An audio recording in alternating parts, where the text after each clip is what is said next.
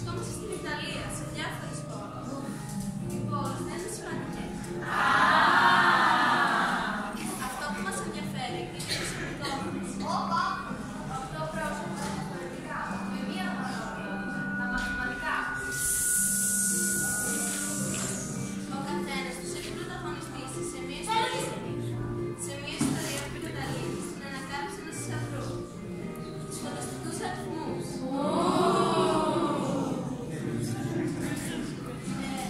Οι αριθμοί αυτοί βρέθηκαν εδώ, στην Ιταλία, τον 16ο αιώνα που βρισκόμαστε τώρα. Μια εποχή που έρχεται να περνάει κρίση. Η νέα μόδα είναι η φυσική μας.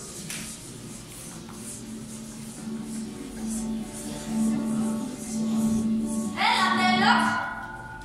Οι επιστήμονες παρατάνε ένας με τον άλλο τα μαθηματικά, αφού με τον έναν και τον άλλο τρόπο τα περισσότερα αριθμητικά προβλήματα έχουν ήδη λυθεί.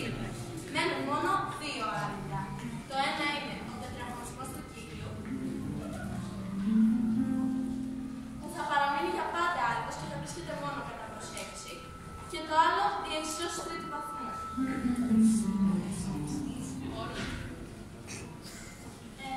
Η λύση τους θα οδηγήσει σε μια ακόμα πολύ μεγάλη ανακάλυψη. Τους φανταστικούς αριθμούς.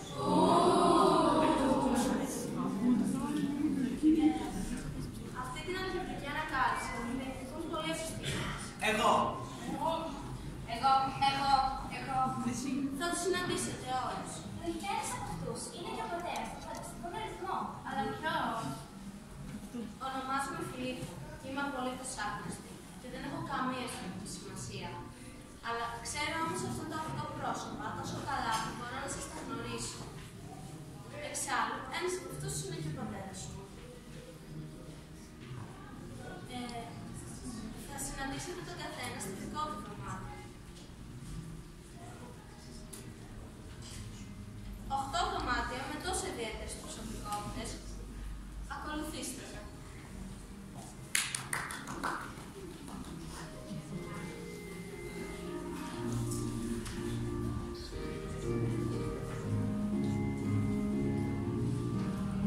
Buongiorno, περάστε. Καθίστε ή σταθείτε όρθιοι, όπως σας βολεύει. Εμένα μου αρέσει να στέκομαι. Μπροστά από ένα γραμμένο πίνακα.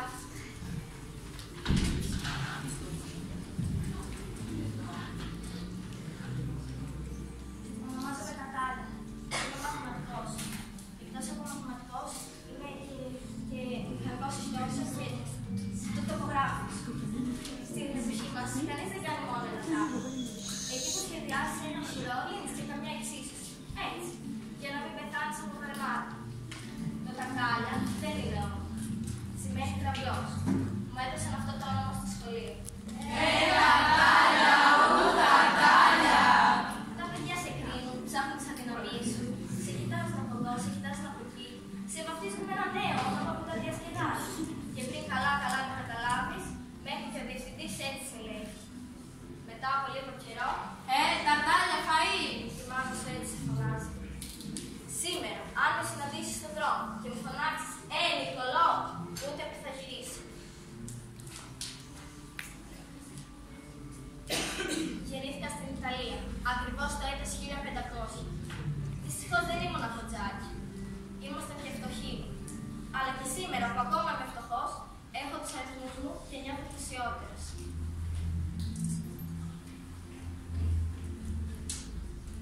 Όταν το λέω αυτό στους πατριώτες μου, μου λένε πως έχω μεγάλη ιδέα για τον εαυτό μου. Ναι, έχεις μεγάλη ιδέα για τον εαυτό σου. Τι είναι αυτό που μου Στα 12 μου, ένας στρατιώτης με το ξύφος του μου έσκησε το μάτι μου, γι' αυτό έχω μια ολή. Αλλά δεν φαίνεται πια, γιατί έχουν περάσει τα χρόνια. Όταν ήμουν νέος ήξερα ότι έτσι όπως ήμουν, ορφανός, χαρακωμένος, φτωχός και τραυλός, είχα όλα τα προσόντα να γίνω ένας Κακομοίρης. αλλά και σήμερα. Οι αριθμοί μου δεν θα μάθουν ποτέ να μου συμβεί αυτό. Γιατί όταν βρίσκομαι μπροστά από ένα πίνακα, σαν κι αυτό, νιώθω ο πιο όμορφος, ο πιο έξυπνος άνθρωπος του κόσμου. Νιώθω ότι δεν είμαι εγώ που τραπίζω, αλλά εσείς που δεν έχετε μάθει να ακούτε. Νιώθω πως δεν είμαι εγώ άσχημος, αλλά εσείς έχετε τα μαύρα σας στα χάλια.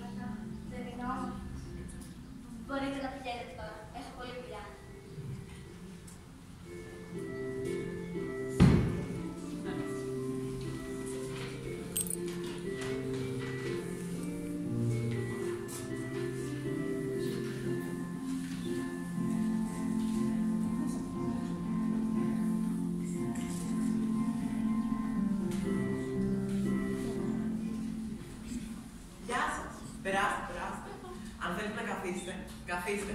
Δεν είναι σταθερές όλες τις καρέκλες. Μην κάθετε σε αυτήν. Το αριστερό της πόδι είναι έτοιμο να βγει. Ονομάζομαι Σκυπιώνες. Δουλεύω στο Πανεπιστήμιο του Πολώνιου. Εκεί διδάσκω μαθηματικά. Είμαι αυτοδίδακτος. Πείτε μου τώρα, ξέρεις κάτι για την εξίσωση του τριγκροβαθμού? Σας θυμίζει τίποτα? Όλοι ψάχνουν τρόπους να τη λύσουν. Ψάχνουν, ζαλίζουν το κεφάλι τους, αλλά τίποτα. Να σου πω ένα μυστικό. Εγώ μόνο το κατάφερα. Βρήκα τρόπο να τη λύνω. Εντάξει, μην τρελαθούμε, δεν είναι και κάτι σπουδαίο. Από μικρά σκεφτόμουν για το τι θα πει ο κόσμος. Ήθελε όλοι να τον συμπαθούν. Και όχι να με συμπαθούν, να μην με αντιπαθούν. Ο κόσμος πιστεύει πως εμείς οι μαθηματικοί είμαστε εγωιστές. Ασχολούμαστε μόνο με αριθμούς και διαφορούμε για τα λογικό. Αυτό μπορεί να ισχύει. Μπορεί εγώ να είμαι λίγο διαφορετικός. Πάντως, κάθε φορά που καταλαβαίνω πως κάποιος δεν με συμπαθεί, πετάω και μια καρέκλα στο τοίχο. Είμαι υπερβολικός, το ξέρω. Δεν με νοιάζει. Όταν βρήκα τη λύση της εξίσωσης, ήξερα πως όλοι θα με κορόιδευαν. Γιατί ο μόνος τρόπος που κατάφερα να τη λύσω είναι μέσω των φανταστικών αριθμών. Καλή φαντασία έχεις. Μαθηματικός είσαι ή παραμυθάς? Έτσι και το αποφάσισα. Δεν θα το πω σε κανέναν. Αφού ο κόσμος δεν έχει αρκετό μυαλό να δει την αλήθεια, τότε δεν αξίζει την αλήθεια. Το κράτησα μυστικό. Έγραψα τις λύσεις σε ένα τετράδιο. Το κλείδωσα με ένα λουκέτο και συνέχισα τη ζωή μου. Όμως δεν είμαι καλός στα λεπτά μυστικά. Σε μια στιγμή αδυναμίας, είπα το μυστικό στον αδελφό μου, στο θείο μου, στη γάτα μου, σε μια κατσαρόλα όσο μαγείρευα. Όχι πως καταλάβαινα που τους έλεγα, αλλά εγώ ηρέμησα. Έδωσα και το τετράδιο στο γαμπρό μου. Είναι ώρα να φεύγετε. Ευχαριστώ που με επισκεφτήκατε. Γκράζια.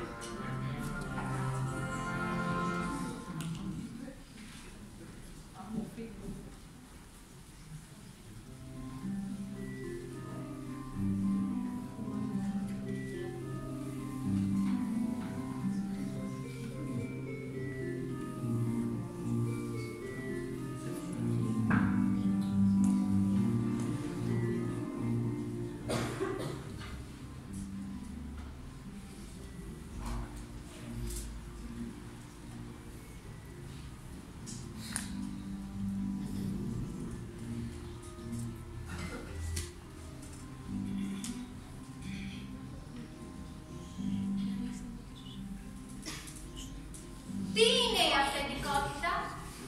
Εφόσον κάποιος πεθάνει, δεν είναι δίκαιο το μυστικό του να σώνει?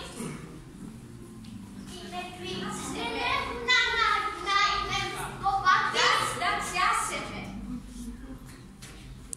Ο Φέρο, παρόλο που ήταν καλός μαθηματικός, ήταν ένας φοβισμένος ανθρωπάκος. Ανακάλυψε κάτι που οι άλλοι έσπαγαν το κεφάλι τους να το δουν. Και τι να το κάνει που εκείνος σε όλη την Ιταλία, να το εκμεταλλευτεί με δίκη που δεν πάει άλλο, εκείνος το κράτησε κρυφό. Έδειξε πόσο αφελής και χωριά της ήταν, όταν τον ρώτησε λέει Όχι, δεν θα κάνω κάτι με αυτό που ανακάλυψα. Ξέρω να λύνω εξώσεις τρίτου βαθμού. Και ούτε θα τις εκδώσω, ούτε χρήματα θα βγάλω από αυτά. και τι ήθελε, να της παρεξηγήσει τον τάφο των ασμένων σχολείων.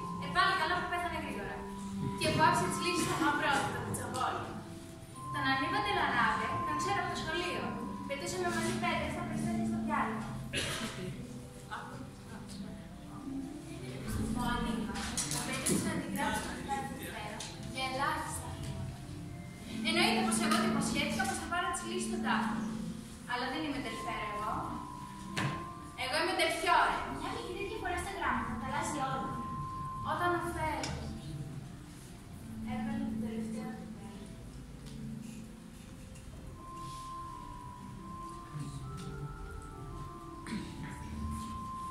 Εγώ άνοιξα το τετράδιο με τις λύσεις γιατί ήξερα πως όλα έχουν ένα κέρδος. Αυτό δεν πηγαίνει πάντα σε εκείνον που ανακάλυψε κάτι, αλλά σε εκείνον που μπορεί να εκμεταλλευτεί αυτό το κάτι. Στον άνθρωπο που βρίσκεται πάντα σε ετοιμότητα, που θέλει να κερδίσει, δηλαδή στο πιο έξυπνο, σε μένα. Αν έπαιζε σε βιβλία τη λύση του συγχωρεμένου του Φέρο, τα λεφτά που θα έβαζα θα ήταν καλά. Αλλά εγώ βρήκα ένα τρόπο να βγάλω περισσότερο. Ήταν η ευκαιρία τη ζωή μου. Έπρεπε να σκεφτώ πιο έξυπνα. Λοιπόν,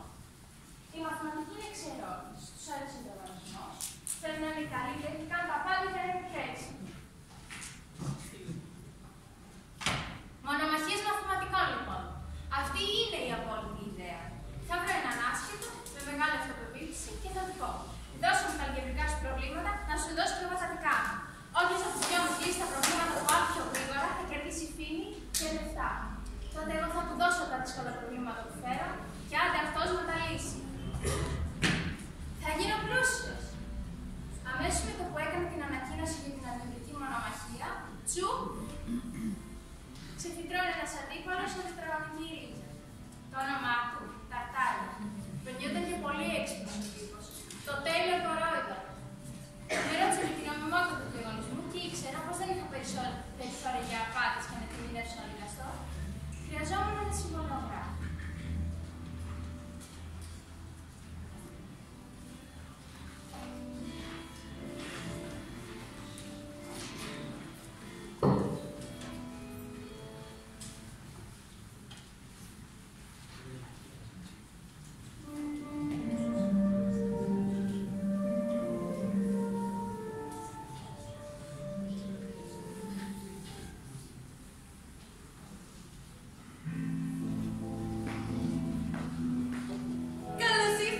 Στο συμβολογραφείο μου. Παρακαλώ, καθίστε. Συνήθως δεν δείχνω σε αγνώστους τις υποθέσεις μου, αλλά αφού σας φέρνει η Φίλιππα, θα κάνω μια εξαίρεση. Φίλιππα, όλα καλά, μόνα μου? Μια χαρά. Ωραία, ωραία. Και αν χρειαστείς κανένα συμβόλαιο, καμιά διαθήκη, ξέρεις που να με βρεις. Πού άλλο, εδώ. Λοιπόν, και ξέρεις και με το πρώτο συμβόλαιο αυτού του μήνα θα έχεις και έκταση. Άγια και ευχαριστώ. Ας μην καθυστερούμε, αλλά τους καλεσμένους μας. Υπόθεση 83, σωστά? Σωστά. Να σας πω την αλήθεια, όταν ήρθε ο Τελφιόρη και μου πήρε για την αλγебρική μονομαχία, φαντάστηκα δύο μαθηματικούς με μεγάλους χάρακες να τρέχουν ένας προς τον άλλο, να κυνηγάνε ένας τον άλλο.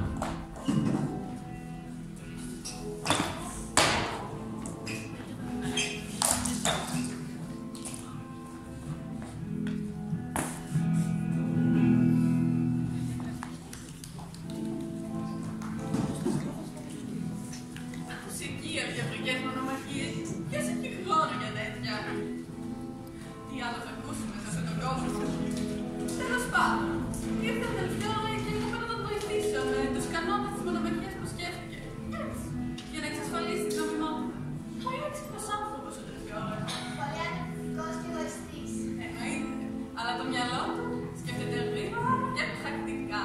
Το καταλαβαίνεις αυτό με το που μιλάει. Στο πι και φύτε ξεκαθαρίσαμε όλα. Και τους κανόνες και το έπαθλο. Εδώ είναι γραμμένα.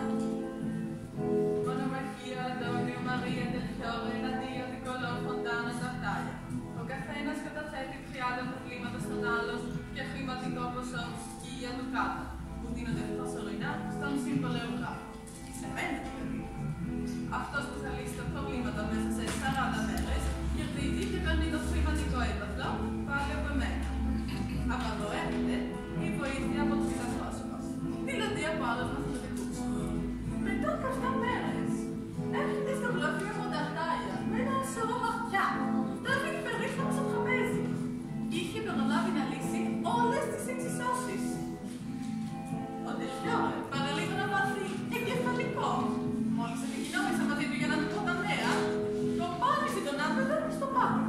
Δεν είχε χρόνο να λύσει σωστά ούτε μία από τις εξισώσεις του Ταρτάλια. Όπως ήταν αναμενόμενο, κατηγόρησε τον Ταρτάλια πως είχε παραβιάσει τους κανόνες του λογισμού. Εκείνος, με τη βοήθεια από τρίτα πρόσωπα. Τότε ο Ταρτάλια εκνευρίστηκε και αρνήθηκε το έπαθλο. Χαμός δηλαδή. Όχι πως με πείραξε, γιατί ακούστε. Εφόσον ο νικητής αρνηθεί το χρηματικό έπαθλο, αυτό δίνεται στον νικημένο, δηλαδή στον Τελφιόρη. Με το 1/15 στην συμβολεογράφο, δηλαδή σε μένα. Δεν σας έχω συστηθεί ακόμα. Εμένα με λένε Τζουζέπε.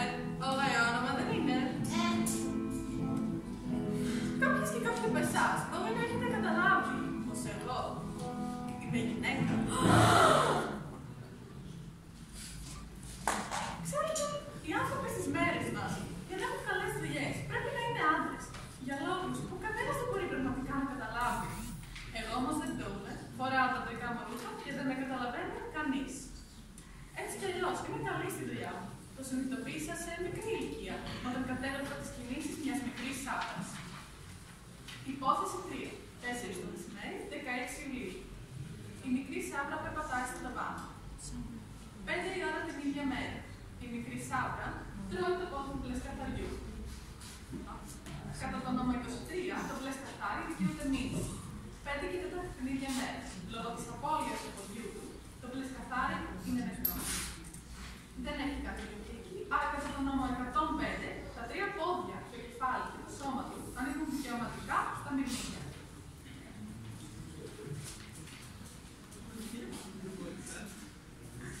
Αυτή η μαθηματική είναι κάπως σερμονική. Σας το λέω εγώ. Έχω τα προβλήματά μου και δεν μπορώ να το περάσω το μαθηματικό. Και εμείς οι υπόλοιποι πρέπει να τους φερόμαστε σαν μπλε καθάρια και να παίρνουμε μόνο το καλό που έχουν να μας δώσουν. Ήταν και οι δύο πάντως διαφορετικοί, ο καθένας με τον δικό του τρόπο. Όμως ο Ταρτάγια ήταν αυτός που κατάφερε να λύσει τις εξισώσεις του Φέρο με επιτυχία. Ευχαριστούμε για τις πληροφορίες σας. Ήταν πολύτιμες. Ό,τι μπορώ, κάνω.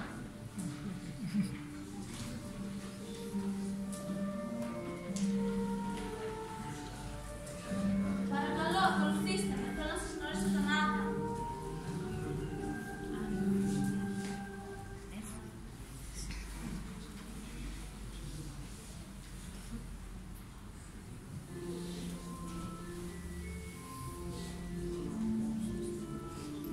Με λένε Ανίβα. Ανίβα Ντελανά. Ανίβα Ντελανά. Έχω παντρευτεί τη Φιλίππα, την κόρη του Φέρο. Είμαι κι εγώ μαθηματικός. Εγώ που λέτε, είχα ένα πάθος. Μου άρεσαν τα τυχερά παιχνίδια. Μεγάλη επιτυχία. Το ότι είμαι μαθηματικός, σκέφτηκα ότι θα με βοηθούσε πολύ. Στην αρχή δεν βοηθά. Στην αρχή κέρδιζα. Μετά άρχισα να χάνω. Από ό,τι φαίνεται, το να ξέρεις μαθηματικά δεν βοηθά από μόνο στα τυχερά παιχνίδια. Δεν βοηθά. Προφανώς δεν είναι. Κυρίως δεν είχα την τύχη με το μέρος μου. Δανειζόταν από μένα. Και από μένα. Και από εμάς. Όταν δεν μπορούσα να τους ξεπληρώσω, μ' απειλούσαν να μου σπάσω τα χέρια. Με σπασμένα χέρια πώς θα λύνεις προβλήματα και τις σώσεις. Μια μέρα, ο πεθερός μου Φέρο με φώναξε στο γραφείο του. Ο παπάτας μου. Εκείνο τον καιρό είχε μια κυρή γρήπη και φαινόταν ανήσυχος. Ανίβα! Μου είπε να καθίσω και άρχισε να βγάζει ένα λόγο. Για το μέλλον, για τους ανθρώπους, για τη γνώση. Μετά μου έδωσε ένα τετράδιο με λουκέτο μαζί με το κλειδί του. Το έχω ξαναδεί αυτό το τετράδιο, το κουβαλούσε πάντα μαζί του. Ήμουν σίγουρος πως μέσα είχε γράψει τη διαθήκη του. Και ήταν σίγουρος πως θα είχε και πολλά χρήματα. Χρήματα θα γινόταν και δικά μου. Ούτε τέτοια. Μέσα στο τετράδιο υπήρχαν περίπλοκα αλγεβρικά προβλήματα, η λύση των τριτοβάθμιων εξισώσεων και ο ορισμός των φανταστικών αριθμών. Αυτό ήταν το δώρο του για μένα. Αλλά και εγώ μαθηματικός είμαι, αλλά ξέρω πως τα λεφτά έχουν περισσότερη σημασία. Θέλω να σε παρακαλέσω μόνο να μην δώσεις αυτό το τετράδιο σε κανέναν. Ο κόσμος δεν είναι έτοιμος να δεχτεί τις λύσεις μου. Και εγώ του υποσχέθηκα πως δεν θα το έδινα πουθενά. Ήμουν πάλι σε απελπισία. Οι δανειστές ήθελαν τα λεφτά τους. Φοβόμουν μη με σκοτώσουν. Τα βράδια δεν μπορούσα να κοιμηθώ. Σκεφτόμουν τι να κάνω. Τότε μου έκανε μια πρόταση ο Τελφιόρε που δεν μπορούσα να κοιμηθώ. Θα σου δώσω αρκετά λεφτά να αφήσεις και την γράψεις το τετράδιο που θέλεις. Τι να έκανα. Άφησα τον Τελφιόρε να τη γράψει το τετράδιο του Φέρο. Του έδωσε τα προβλήματα και έβγαλα λεφτά. Γλίτωσα τη ζωή μου.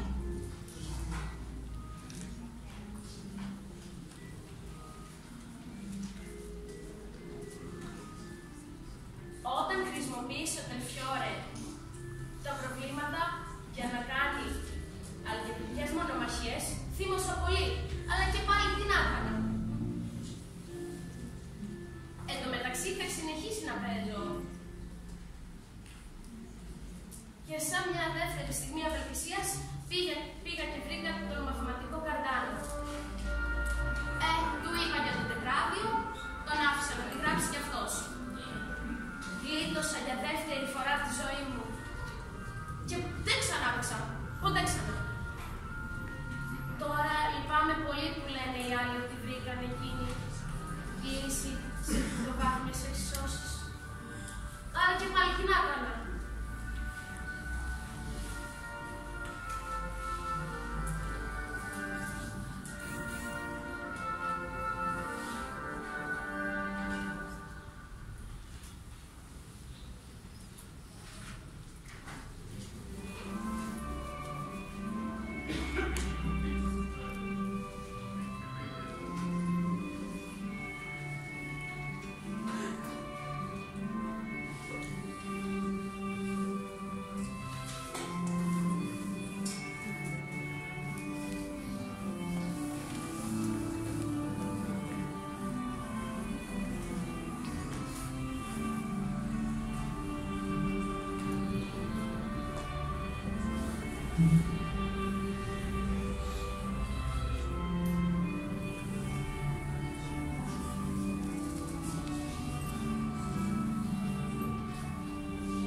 Συνδέω κάθε σημαντικό γεγονός της ζωής μου με έναν τρόπο. Τη γέννησή μου. Με μία μελανιά στο κεφάλι. Το θάνατο του μεγάλου μου γιου. Με μία μόνη στο αριστερό μου μάτι. Τη λύση της πρώτης μου εξίσωσης. Με ένα έγγραφο στο δάχτυλο. Τη μέρα που συνάντησα το τατάρια. Εμένα. Τη μέρα που συνάντησα τα τατάρια είχα αναπτύσσει στο μάχη. Από πάντα με θυμάμαι να αρρωσταίνω και να υποφέρω. Γι' αυτό και έγινα γιατρός. Α, έγινα και μαθηματικός. Είμαι καλός στην άλγευρα και στην αστρολογία, αλλά κακός στο να διδάσκω. Όταν πρωτέμαθα πως τα τατάρια είχε βρει έναν δικό του τρόπο να λύνει τις εξισώσεις του κόσμου, έπρεπε να δω τις λύσεις αυτές. Τι έκανες? Έπρεπε να δω τις λύσεις αυτές. Τις χρειαζόμουν, να τις συγκρίνω με τις δικές μου. Και έστειλα μία επιστολή. Ήμουν ευγενικός και έκανα προγράμματα. Του είπα πως ως μαθηματικός, με μεγάλο ενδιαφέρον για τις εξισώσεις, θα έβρισκα τις λύσεις του πολύ χρήσιμες. Πέρασαν μέρες και δεν μου απάντησε. Δεν με εξέπληξε. Του έστειλα 8 γράμματα. Πόσα? 8 γράμματα. Καμία απάντηση. Βρίσκομαι έξω από το σπίτι του. Του χτυπάω την πόρτα. Μου ανοίγει. Γεια σας, του λέω. Ονομάζομαι Καστάνη. Όνομα σου. Σίγουρα και διαβαστή. Ξέρω ποιος είστε. Και τι θέλετε. Και σας είπα και όχι. Δεν μου είπατε τίποτα. Είχα αρρωστήσει. Είμαι και γιατρός. Όπως βλέπετε με μια χαρά. Σας έχω φέρει και ένα γλυκό. Τι γλυκό? Η λαμπεσού. Ξέρετε, εγώ είμαι πολύ καλός στις εξισώσεις, αλλά κακός στο να διδάσκω. Έχω βέβαια μια καλή θέση στο πανεπιστήμιο. Έχω πολιτική στήριξη. Ξέρω ποιες δεν τις ακούσουν. Θα μπορούσα να σας δώσω λύση. Μπορούσα να σας δώσω μια θέση εκεί, αν μου πήρατε να γράψετε βιβλίο. Λύση για την αμεσού. Ναι.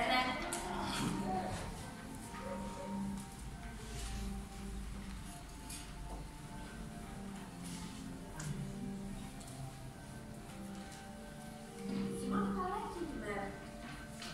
Είχα αναπτύσσει στο μάχη.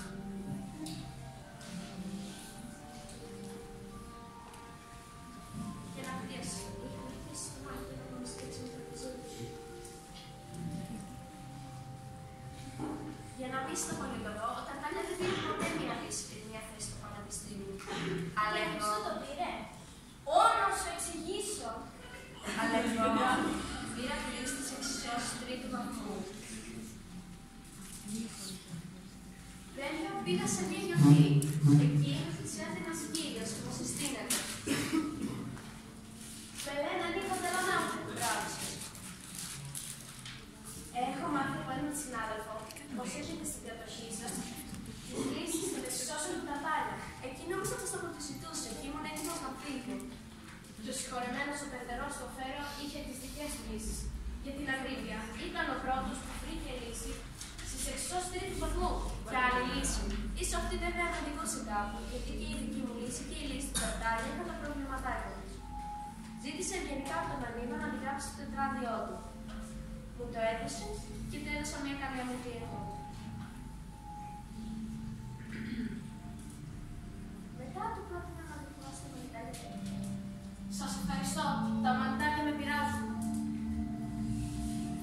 Διαβάζοντας τις λύσεις του Φέρο με τις εξισώσεις και τους φανταστικούς αριθμούς, εντυπωσιάστηκα. Απορώ πως δεν το είχα σκεφτεί εγώ αυτό. Αφού λοιπόν ο Φέρο είχε ανακαλύψει πριν από το δοκάλιο της εξισώσεις, μπορούσα να τις εκδώσω. Βέβαια, ανέφερα το Ταρτάρι και το Φέρο. Δεν είμαι κανένας απατεώνας εγώ. Τρομερή επιστημονική επιτυχία. Έλαβα και ένα θυμωμένο γράμμα του Ταρτάρι. Εντάξει. Αυτό που τον βρίζετε. Αυτό. Παρακαλώ, ακολουθήστε με. Πού θα πάμε τώρα? Θα πάμε να συναντήσουμε την κόρη σας. Να της δώσετε και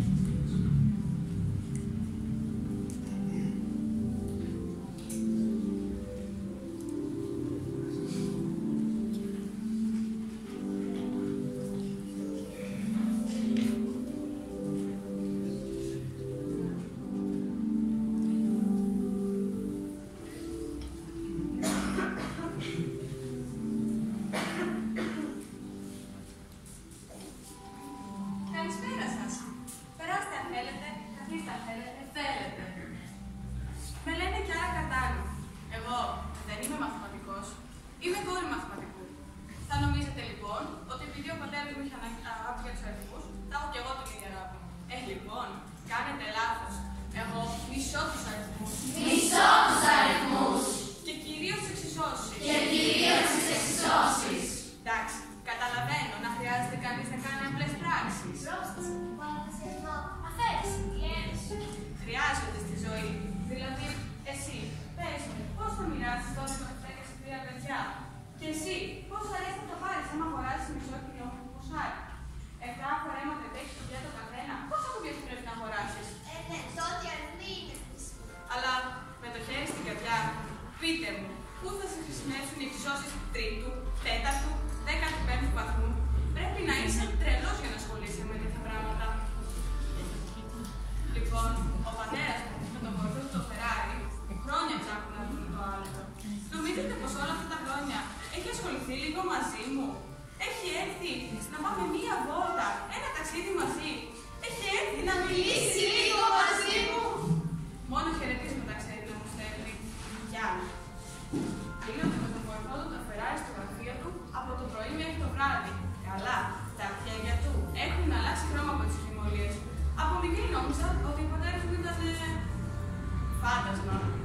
Αλλά οι εξισώσεις δεν έκαναν τον πατέρα μου φάντασμα. Στα μαθηματικά τον έκαναν. Όταν ψάχνεις να βρεις το άγνωστο, όλα γύρω σου γίνονται άγνωστα. Ακόμα και το ίδιο σου παιδί.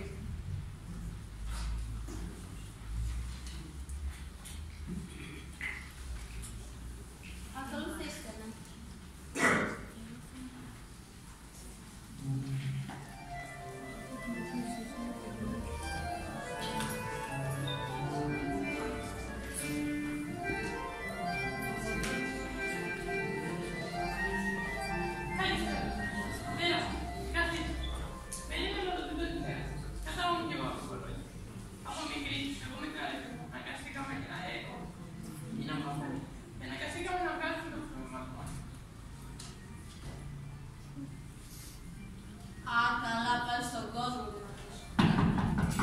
Γεια σας, είμαι η βοηθός και θα σας διαβάσω το μερολόγιό του.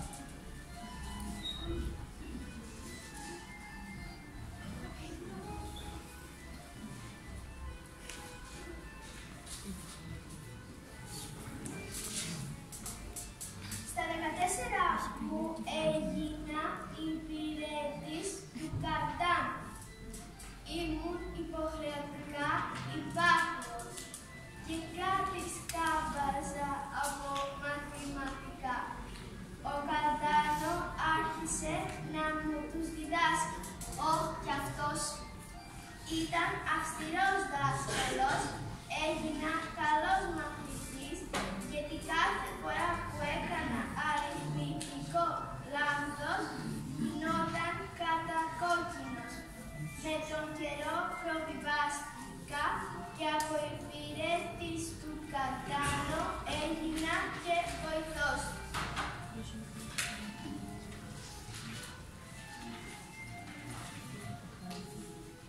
Μαζί παρέβαμε τις εξισώσεις τρίτου βαθμού.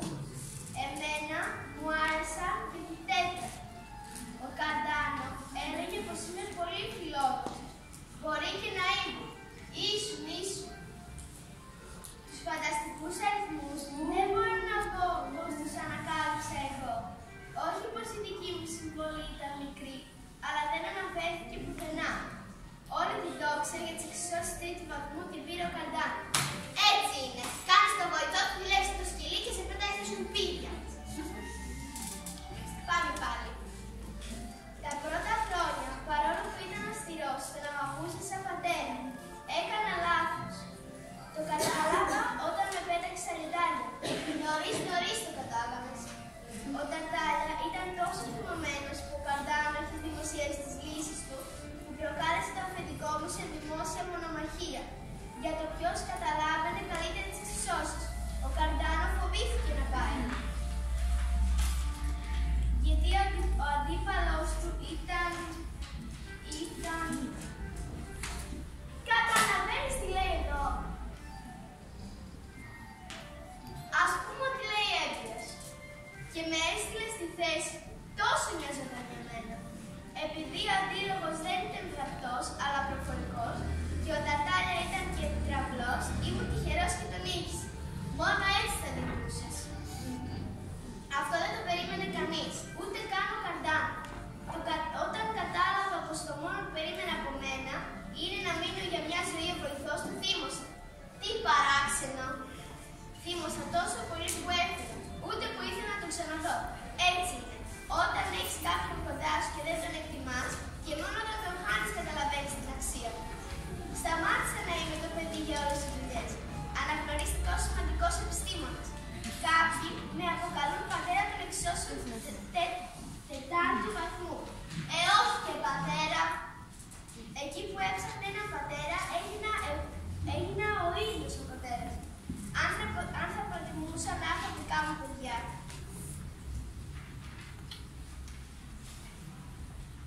Με τον καιρό συγχώρεσα τον Καρντάνο.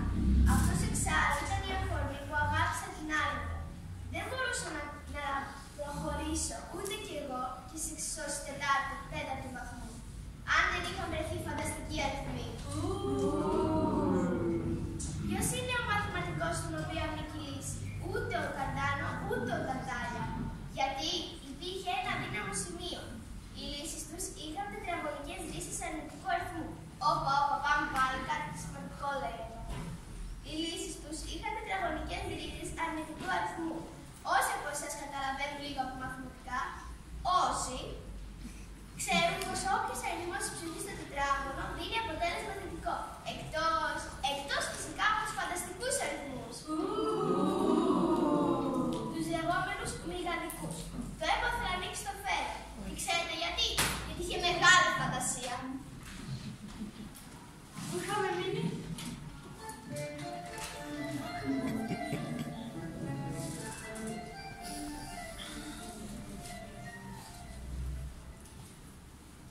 Χαίρομαι που ο Φεράρι είπε καλά λόγια για τον πατέρα μου.